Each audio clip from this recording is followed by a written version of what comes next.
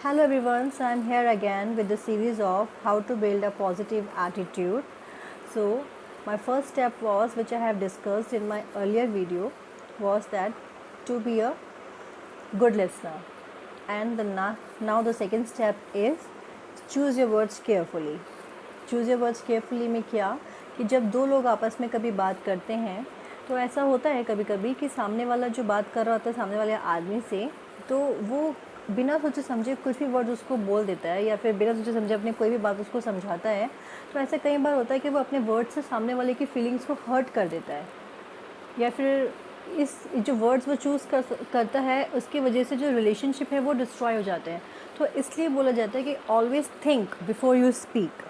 और ऐसा बोला जाता है कि अ फूल स्पीक्स विदाउट थिंकिंग। जो एक मूर्ख आदमी होता है वो बोलता है बिना सोचे समझे कुछ भी बोल देता है, बट जो एक समझदार आदमी होगा वो हमेशा बोलने से पहले 10 बार सोचता है कि मुझे क्या वर्ड्स चूज़ करने हैं, क्या बोलना है, सामने वाले से कैसे बोलना है।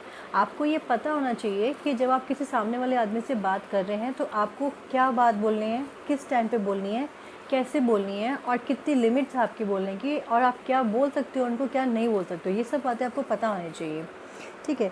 सो ये एक बहुत अच्छा सा कोट है छोटा सा कि ऑलवेज़ टॉक लेस से मोर, यानी कि बात कम करो बोलो ज़्यादा, यानी कि आपकी बातें वज़न होना चाहिए।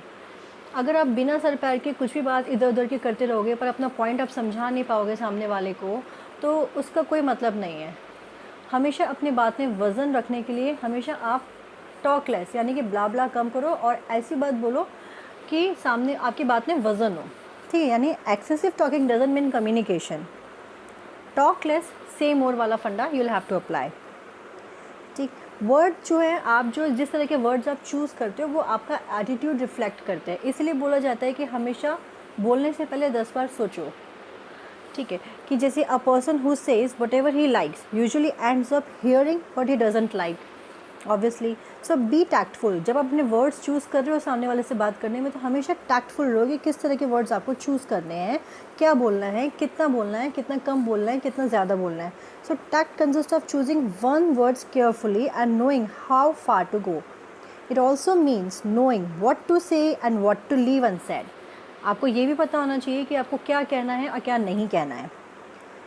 सो word can hurt feelings and destroy relationships, and more people have been hurt by an improper choice of words than by any natural disaster. ऐसे एक कहावत है ना कि वो तीर और कमान वाली, कि जब एक बार तीर कमान से निकल जाता है तो वो वापस नहीं आता। इसी तरह से जो वर्ड्स आप अपने मुंह से बोल देते हो, आप उन वर्ड्स को वापस नहीं ले सकते हो। फॉरगिव ऐसे नहीं बोल सकते हो कि आप मुझे फॉरगिव कर दो या वर्ड्स वो वापस आ जाए, ऐसा नहीं हो सकता। जब आपने वो बिटर वर्ड्स बोल दिए किसी सामने वाले को तो एक इरिपेरेबल डैमेज क्रिएट कर देता है। आप उस डैमेज को फिल नहीं कर सकते। सामने वाले का अगर हर्ट हो गया है, अगर उसकी इमोशंस को आपने हर्ट कर दिया, उस वजह से आपके रिलेशनशिप भी डिस्ट्रॉय हो जाते हैं, तो आप उनकी डैमेज नहीं रिपेयर कर सकते इन वर्ड्स का। तो ऑलवेज थिंक और टैक्टफुली आप अपने वर्ड्स को चूज़ करें। So words spoken out of bitterness can cause irreparable damage, so always think before you speak. So इसको मैं आपको एक एग्जाम्पल से भी समझा सकती हूँ कि spoken words can't be retrieved. जैसे मैंने बोला कि जिस तरह से तीर कमान में वापस नहीं जा सकता, इस तरह से बोले हुए शब्द वापस आप अपने मुंह में नहीं ले सकते या वापस आप उनको नहीं ले सकते। तो इसकी कहानी है कि एक बार एक फार्मर होता है, वो अपने नेबर के ऊपर झूठे आरोप लगा देता है। पहले बिना सोचे समझे उसको कोई चीज़ खो जाती है तो वो अपने नेबर पे झूठे आरोप लगा देता है कि ये चीज़ तुमने ली है, तुमने खोया है या फिर तुमने चोरी करी है। पर जब बाद में उसको रियलाइज़ होता है कि ये तो उसकी गलती थी नहीं, इसने नहीं चोरी किया था, बाद में जब उसको रियलाइज़ होता है तो वो क्या करता है, वो अपने गुरु के पास में जाता है और उनसे बोलता है कि मैं उनसे माफ़ी मांगना चाहता हूँ या मुझे माफ़ी चाहिए।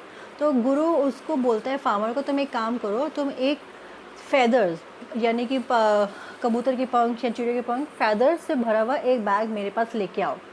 तो वो फेदर से भरा हुआ बैग लेके जाता है अपने गुरु के पास। तो गुरु बोलते हैं अब ये जो फेदर का बैग है, तुम एक काम करो, तुम जहाँ रहते हो, जिस टाउन में तुम रहते हो, वहाँ पे बीचों बीच ये बैग फेंक दो नीचे। तो वो बैग फेंक देता है और फिर वापस अपने गुरु के पास जाता है। तो गुरु बोलता है अब क्या करो, तुम अगले दिन जाके वही जो बैग तुमने घेरा था उसमें से सारे पंख गिर गए, अब वो सारे पंख कलेक्ट करो और अपने बैग में डालो। तो वो जाता है, वो कोशिश करता है कलेक्ट करने की, पर सारे पंख तो उड़ चुके होते हैं, वो कलेक्ट नहीं कर पाता। तो वो क्या करता है, वो खाली बैग ही अपने गुरु के पास में ले जाता है। तब वो जाकर बोलता है गुरु को कि ये तो सारा खाली बैग है, मैं तो कलेक्ट नहीं कर पाया, अब मैं क्या करूँ। तो गुरु उसको ये समझाता है कि सेम ये तुम्हारे साथ तुम्हारी लाइफ में अप्लाई होता है कि तुमने जो वर्ड्स जो तुमने बोला अपने नेबर को, बिना सोचे समझे तुमने कुछ भी बोल दिया, वो बोल तो दिया, पर अब तुम चाहते हो कि तुम्हें वो माफ़ी दे। ऐसा नहीं हो सकता। जब जिस तरह से फ़ेदर वापस बैग में नहीं आ सकता, इस तरह से जो तुमने बोला वो वर्ड्स तुम वापस नहीं ले सकते, ठीक है।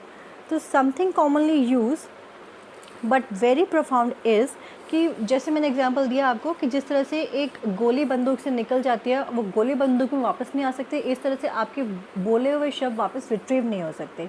सो वर्ड्स कैन मेक और break life. So from today onwards you have to practise to learn कि आप जब किसी से बात करो तो choose your words carefully. Thank you.